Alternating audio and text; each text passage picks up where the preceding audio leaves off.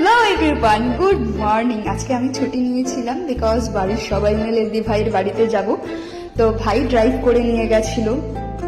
দিভাই বাড়িতে যাওয়ার সাথে সাথে আমরা আছড়ে পড়ি দীপাঞ্জনার ওপরে। ও তো বেচারা ভয় পেয়ে গিয়ে খুব কান্না করে দেয়, আসে না, আমার ঘুমটা নষ্ট করে দিয়েছে।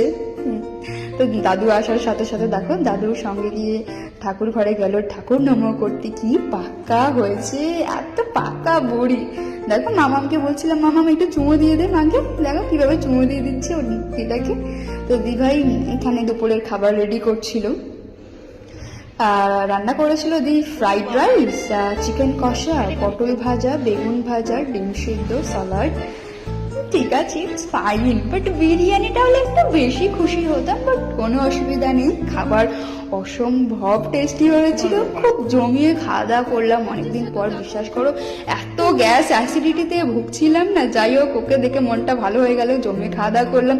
ও তো কিছুতেই আমাদের কোল থেকে নামবে না যাওয়ার সময়। সোনা আমাদের, টাটা বাই বাই, অনেক ভালো থেকো সোনা আমার।